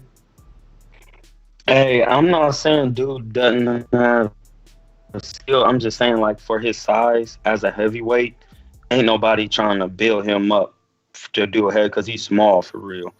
And Jared Anderson, a big baby. You sound like a hater telling somebody they can't do what they put their mind to, man. Oh no, I'm not telling. I just think it would. If I was meant for him to have the longest career, make the most amount of money. Man, this dude going somewhere, man. He already got a deal, even though I hate that he signed the Banner. But, I'm going to give Banner a chance. But look at the fit, man. He got the Manny Pacquiao's. Come on, man. His money behind this kid. I know. He looking all right in there. Bro, I'm not saying he ain't looking all right. I looked at his IG. He looked good. But And he deadlifting way more than He's Mario. small. And he got the left hook like Canelo. Bang! Look Why at that are left you- hook. Hey, that what's left hook. Mario's deadlift? I need to know. Bang! Look, yo, that left hook. I want to see him land that on somebody now, man. Why he ain't got no fight Ness, highlights, what man? is Mario's deadlift? Man, Mario ain't got no deadlift worry. Did he dip off? That's what he do. Look, he dip. Mario told Yeah, I me got he a dip. deadlift on my IG though. You know what I'm saying? He Like, I letting be hands go. deadlifting. He letting hands go in this video. I deadlift 305. That ain't no real Jordan deadlift. Carter said Like, decent, meaning I'll get him out in 5, not 3. Sure, Jordan. Sure. Look, you see he how many will stop you, Jordan. See how many punches this dude threw right here? Yeah, come on, man. He got stamina. You better chill. And I've He's seen him 6'2". working on his defense He's in the 6'2". ring. Producer talking. He's 6'2". He said, tell Troy he's 6'2". Stop calling him short. What you saying, though? That What is you short saying? for What you heavy. That saying? is What short you for saying, heavyweight. though? Michael Hunter I short seen him then. in the picture with Canelo. Michael Hunter He's short still then. short. Michael Hunter short then. Oh, Michael shit, Hunter was yo, never look a how much middleweight, bigger though. he is than Canelo, man. Look how much bigger he is than Canelo, man. You That ain't tripping. that big. That's what. It's 118 weeks ago. He was a kid when Canelo was in this picture. He was a kid, man. I don't care. All I'm saying is the man is only 6'2". He should be fighting at super middle or light heavy. I mean, That's it. you sound like a hater telling a dude not to dare to be great. He gonna be the No, second I want Mexican. him to dare to He be wants great to at be light the- heavy. He wants to be the second Mexican heavyweight, the true Mexican heavyweight champ, because he was born in Mexico. Ain't that second place is the first loser. No, he wants to be the Second place is the first loser. He will be the first ever Mexican-born heavyweight and the second It don't matter. ever Mexican heavyweight champ. Like, chill.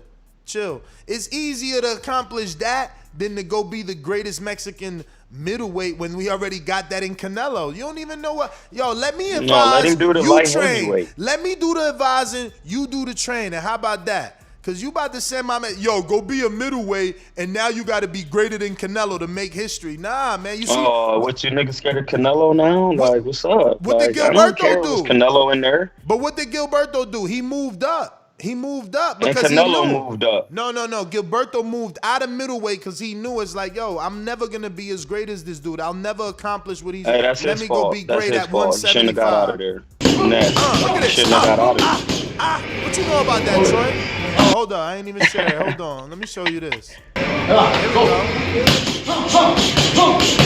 Ooh. Hey, yo, that's Roberto Duran? Oh, shit. Is that Roberto Duran he doing Miss Sweat? Send me a link. Man, you got his IG. That ain't Roberto. That from that pose, that definitely Roberto got a bigger stomach. See, I don't know. you had me turn. You I tried don't to know. turn me up just I don't now. know. This might be Roberto. I don't know. When he did the little, I don't know. Midday, is that Roberto? Right here, see the end of the video, the beginning does look, the end don't look like Roberto.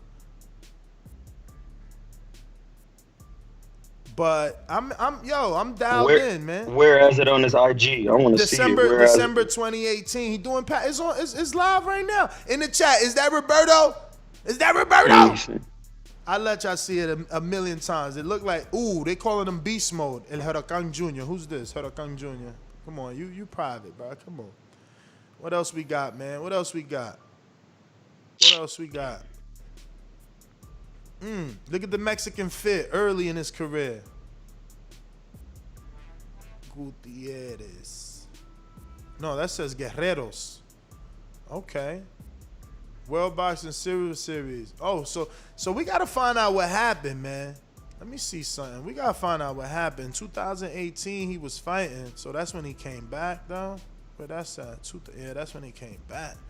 I wonder what happened from 11 to 16, man. Gotta hit my man Drago up, man. I don't think he even active on his IG, man. I have nothing posted in so long. We got a video we missed. What's this? Oh, where'd Mario go? What the Oh, this dude on some strong shit. You trying to tell him to go to 160? Is you looking at what he out here working out? Look how he working out, man. Homie on some big shit, man. He been doing what Andy just, I don't know why. Coach Mitty, can you look at this? Why would they do this? That shit look like his knees about to explode. The fuck? This can't be real. That shit look like it's a weight rack.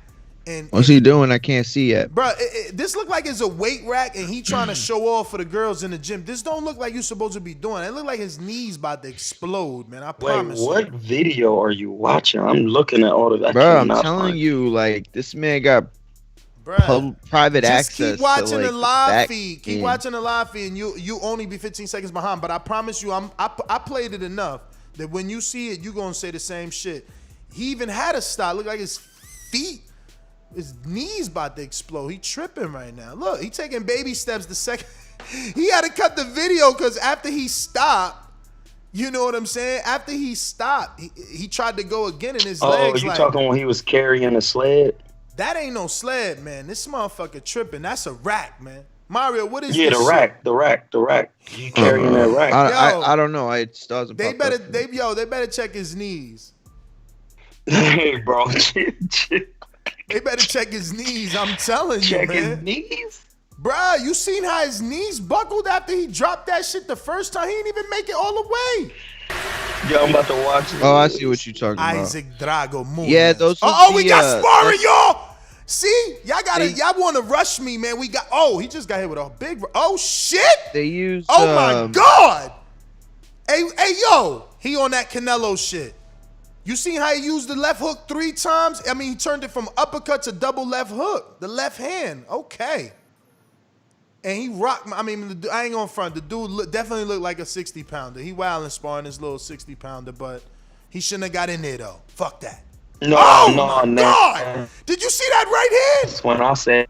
Oh my God! Dude, nah, my man. Dude got some little defense. He working. I feel like he just trying to put his skills together. Probably. He shouldn't have got in there though. Him out there. He shouldn't have got in there with this big boy. This big boy, he hitting hard. He remind me of that dude from the UK, Johnny Fisher.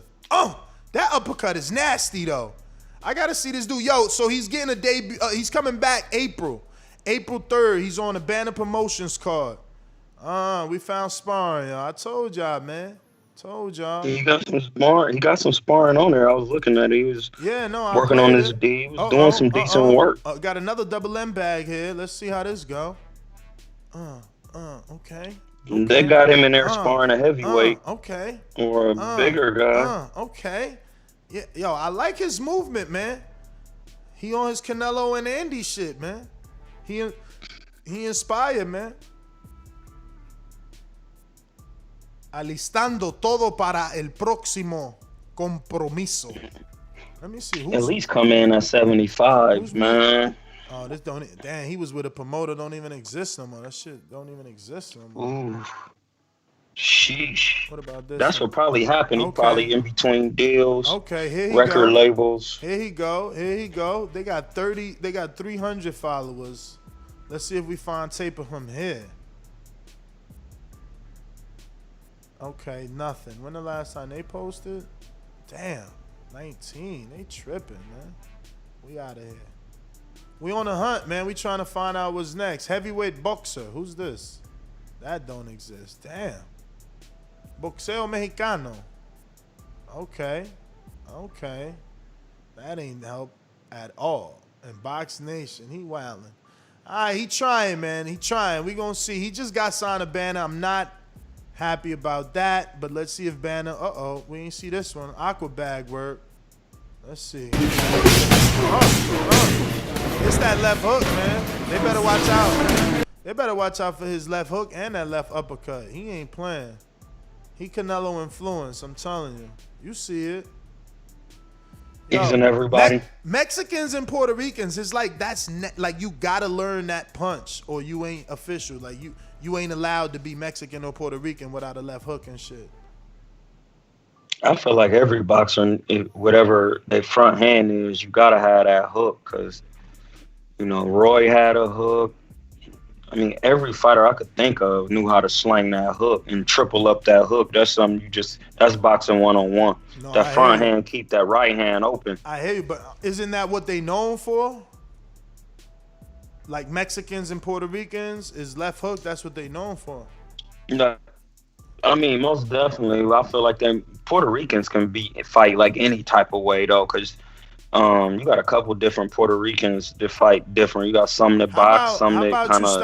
How about you stop fronting, man? Puerto Ricans and Mexicans are traditionally known for the left hook. Come on, man. I'm saying more Mexicans. I feel like Mexicans are more known for attrition and. Hey, SC boxing. I'm not saying that was somebody else that said that's Andy Ruiz. I mean, that's AJ Spawn. But I don't care if he sparred AJ or not. He still look half decent. He's a heavyweight. I'm interested. What's wrong with y'all? What you mean it's the wrong guy? He ain't the wrong guy. Yeah. When I introduced Ya to him and told you how many fights he got. This ain't the wrong guy because I got the press release. What are y'all talking about? Wrong dude. Y'all tripping right now. I got the press release. We start talking about because I got the press release. Like, you know what I'm saying? You guys mentioned like, oh, this might be the dude that sparred AJ. And I ran with that, but I never said that. I don't got the wrong guy. You guys are thinking of Elvis. I don't know Elvis. You see what I'm saying? I got a press release about my man Isaac Muñez Gutierrez, and I've been saying that he's from Chochihuala,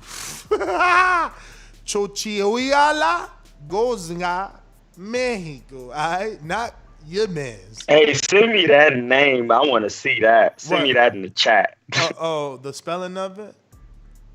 Yeah, I'm horrible with pronunciation, but here we go. All right, we're going to open up these phone lines. 1-425-569. Actually, Blog Talk's down. They're doing maintenance today, man. I forgot all about that. That's why we didn't schedule Blog Talk. Sorry. Yes, man, that's the Gibbs Promotions, brother. This is the sport I love. Why wouldn't I promote this young man who just signed, a Banner Promotions, co-promotions deal with United Promotions, who has over 220 amateur fights, multiple-time Mexican national champion. He ain't just partake, he won. Why wouldn't I big up this man Gutierrez, who turned professional back in 2011, and for some reason, went MIA. I'm on him. Why not? Why not? You know what I'm saying? But anyway, yeah. Nest GTO. Instagram and Twitter. We're going to go out to Skype. If you want to call in, you can call in on Skype. That's what you could do because there's no maintenance on that. But yeah, add Nestor Gibbs on Skype. Be part of the conversation from anywhere in the world. We talking boxing. We talking Dillian Whyte, Deontay Wilder. Is that fight ever going to happen? Can we get that fight, man? That's why we started talking about this heavyweight. At least we know this heavyweight will get some sort of fights. You know what I mean? Once again, I only talk about people who get work. So until Deontay Wilder, I guess they looking for him for some work, but we got to get some work, man. I was going to see some. We're made, like you say, you got arbitration, litigations, and all of that. So in the meantime, though, he need to get a tune-up, get an exhibition in, something. Do something, because, Joe, if you don't, you ever heard that old saying, if you don't use it, you'll lose it. Mm-hmm. So, hey, if you don't get busy, bro, under the lights is what make you sharp. Get big, you got to do something. Be in a gym. And this is what I want to say, and I love Deontay Wilder. He a fellow African man, but if I don't see improvement when we see this next fight, I'm gonna be like, what was he doing this whole time? You gonna be more of a hater? So yeah, I'm gonna be more of a hater on Deontay Wilder because this whole time you ain't fighting, he better be a whole new tricks, new skills, new something. Man, you got to be perfect for 3 minutes. I only got to be perfect for 12 seconds or 1 second, whatever the quote was. Yo, listen. It didn't work his last fight. Undefeated heavyweight Isaac Muñez Gutierrez is in a co-feature with undefeated knockout artist Miguel Mandueno. I don't know. I think it's Maldueno. This will be on the UFC Fight Pass for anybody that has that. I don't. This is what I'm saying about boxing, bro. They be playing us. Shit so scattered throughout the earth, man. But yeah, if you got UFC Fight Pass, you can watch this Mexican and tell me all about his skills. And that'll be live 7 p.m. Eastern, 6 p.m. Central. And that is May 28th at the Reed Arena on the campus of Texas A&M University. And like I said, live and exclusively on the UFC Fight Pass. So this show is presented by Reed Arena and Texas A&M University and promoted by Banner Promotions and Thompson Promotions. So at least he's, well, that doesn't mean he's with Thompson. He's obviously signed to deal with Banner. I mean, at least Thompson did okay in putting Danny Roman in position to be a WBA world champion, then a unified champion. I think he beat Tennyson, right? Somebody he beat for that IBF. Probably not Tennyson, but he beat somebody for the IBF, then lost it to the dude that just fought, Israel, right? Mazadov, or one of the dudes that just fought Saturday from Uzbekistan. So yeah, this is where you can catch this heavyweight. Brandon, Cincinnati, what's up, my friend? How the hell are you? Remember to rate us 5 stars on iTunes. Subscribe to youtube.com/theboxingvoice for the latest and greatest interviews with your favorite fighters. Hey, whole nother time zone. Jumped up from back with our mind on. Can't play when you here, get your life stole. If you bring it here, then the price grow. Folks jabbing and punching the line long. I drop a pitch and let 9 go. We slap with the thick glass and white go. This only happens in Ohio. Yo, Ness, what's going on, my good brother? What up? Troy, greetings, my fellow Ohioan. What's going on to you, my guy? I agree with Troy, man. I don't want to talk about Wilder. He's not fighting. So, right now he's irrelevant. So, ain't much to talk about. If the fight gets made, I'll pick him to win. I'll pick him to stop Dillian Whyte, but I don't know what that man doing. I mean, last time we heard, Wilder in regards to Whyte, he said some weird shit saying, Whyte is like an ex-boyfriend and I got good pussy or some shit he said on that Custer interview. He said some off-the-wall shit about Dillian Whyte, so I don't know about Wilder, man. He been on some weird shit lately. But, yeah, if it get mad, I'll pick him to win. But, I ain't talking about him until he gets some work, in the words of my fellow Ohioan. Other than that, man, I'm stuck in traffic. Yeah, I'm stuck in traffic, man. It's hard out here being the AJ of trucking. But, I'm going to keep on trucking because that's what I do. Y'all take care, man. Until next time. AJ of trucking. I hear you, man. Hey, Coach Midday, are you available? Coach Midday. Midday. Yeah, and that's what I was saying. I don't want to, I get it. Wilder was him. You know what I mean? And he was calling on all the heavyweights trying to get to work and trying to max out his money. But now you're not getting, I'm not saying you're not getting any money, but you ain't working. So it's kind of like, man, you got to get some work right now, bro.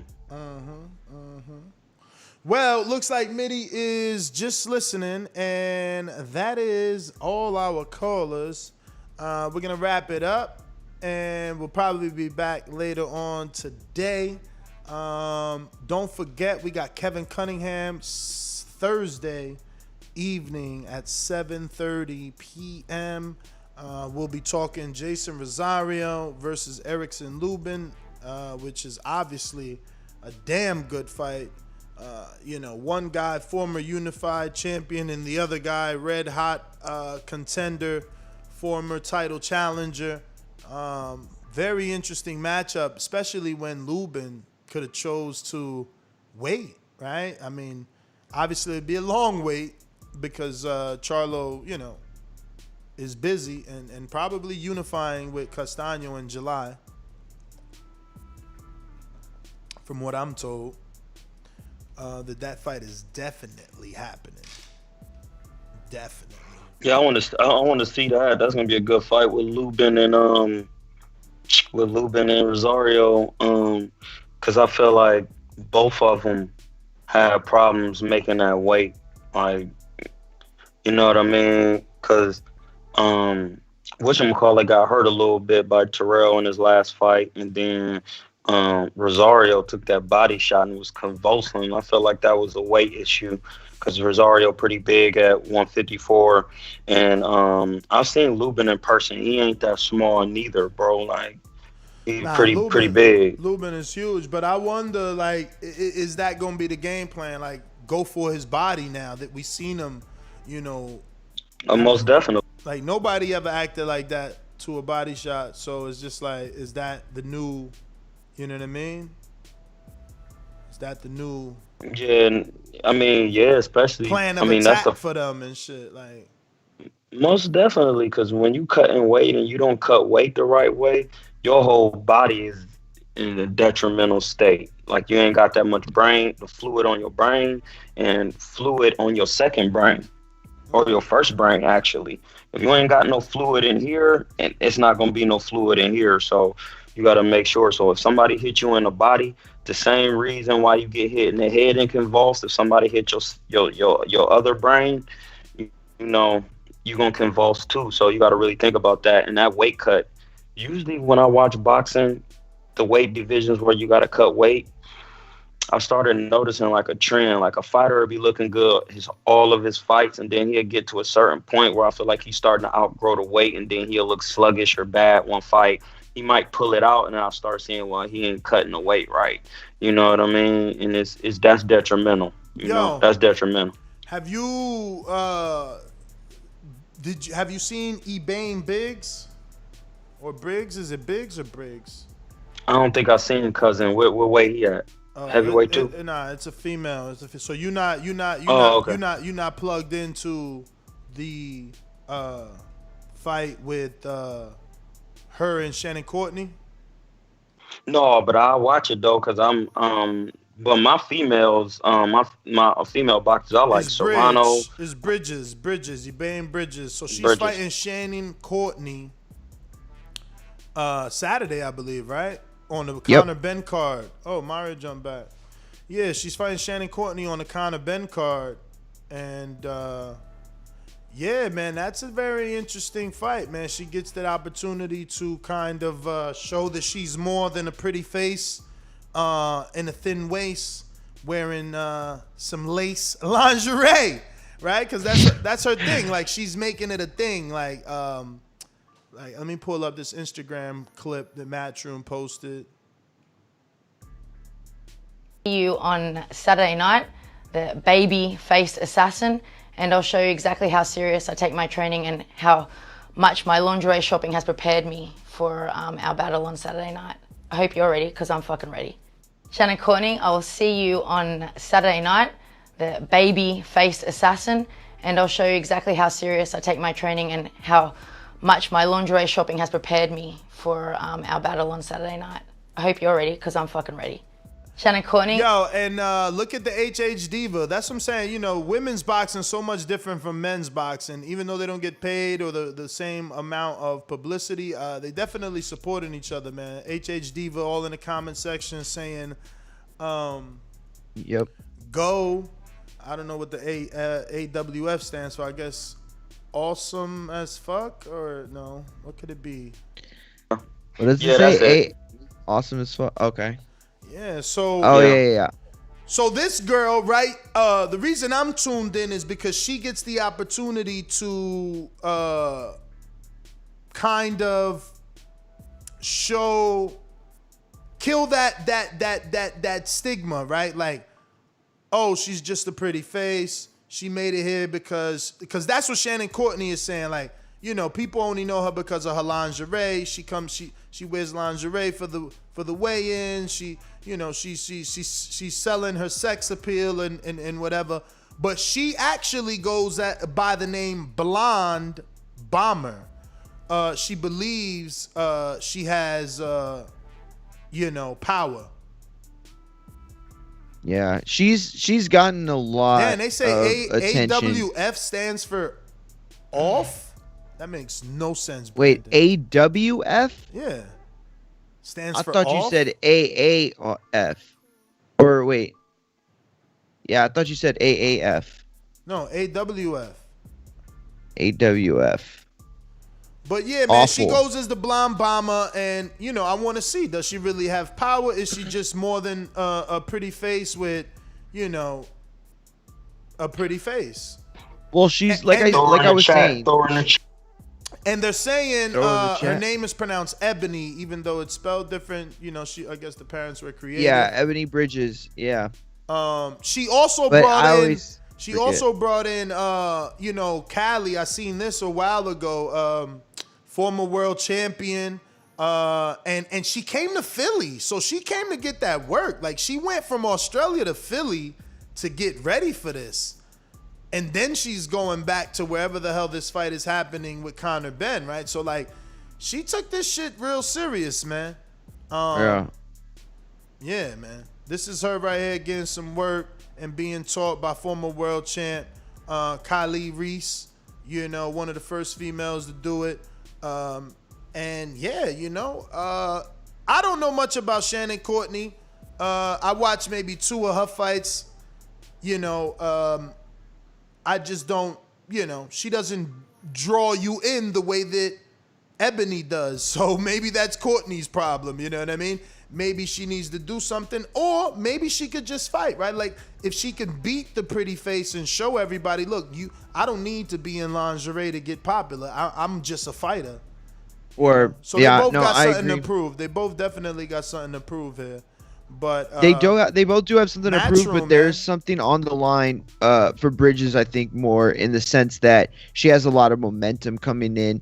You know, and I shouldn't say that because Courtney's in a I mean, this is a big moment for both of them. It's a good fight. It really is. And it works on this undercard.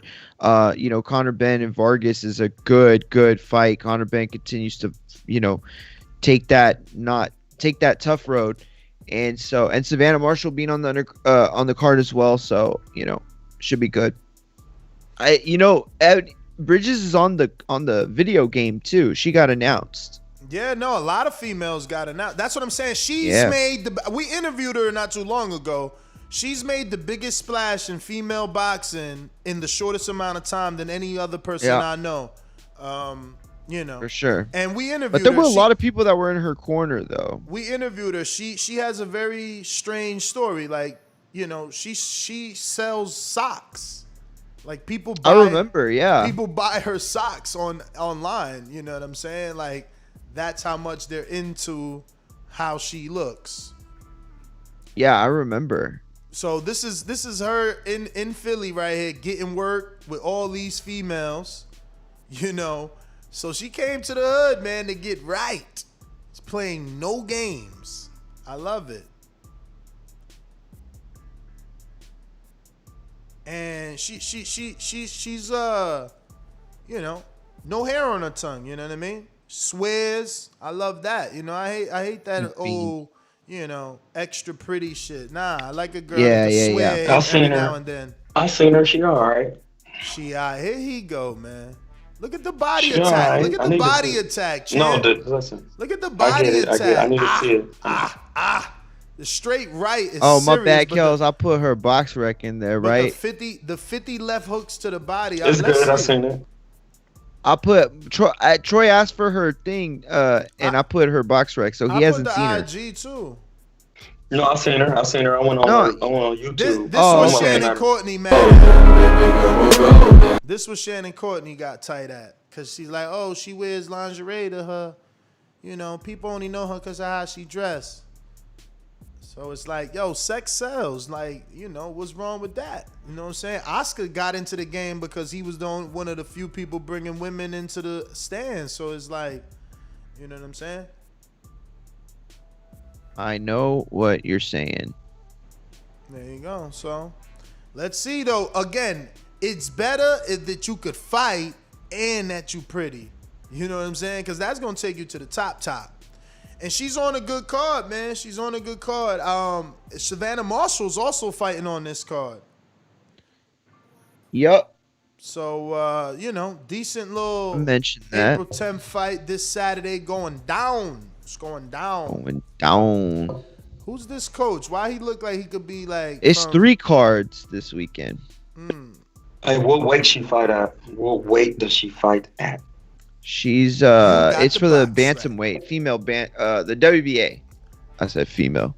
The WBA bantamweight title. And she's fighting on this Conor Ben card. Stat card, good fight for this weekend for us to watch. It is a very good fight. You got Courtney versus Bridges, good fight. Savannah Marshall also in action versus what's her name? I think Herms or something like Hemmens or some shit like that. Where is Hermans. Why they don't even have it on the poster? That's crazy. They blacked her out like, nah, we ain't beat for you. Yo, and then you got the you had said earlier the Joe Smith and the Vlasov rescheduling. F.A. Ajabe on that card, Jared Anderson, Albert Bell, Sonny Conto, Troy Isley, Duke Reagan. My bad. The producer, apologies. The producer coming up with the T, he says Courtney, so she's really coming at her. There's a lot happening here. As soon as I opened up my Twitter, it's like boom. All right, so let me just put it here. Let's go.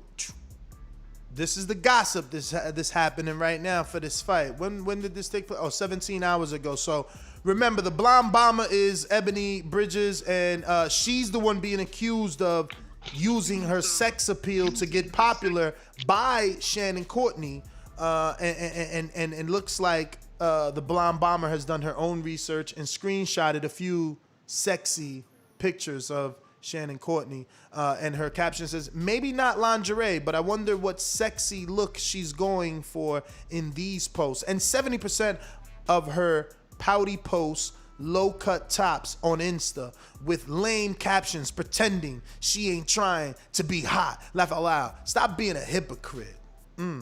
So this is one of Shannon showing slight cleavage, pulling the shirt to the left. Mario, you ain't gonna get in trouble. This is your job. This is one of Shannon in just a men's dress shirt with nothing under, in high knee boots. Hurry up and click on the picture. No, I'm playing. And this is she got that fit from the leading actor in Sex and the City. That's the first woman I ever seen wear the long T-shirt with the belt and the boots and the high heels. The men's shirt, I remember seeing that. This is now Shannon Courtney in a very low cut cleavage sweater with the zipper damn near to the navel. So Shannon is, so Ebony's like, yo, what look is she going for in these pictures? If this isn't sexy, what is? The thirsty look. Thirst. Look at the Gucci, dress. She's might as well show her six pack here. So she's saying, thirst.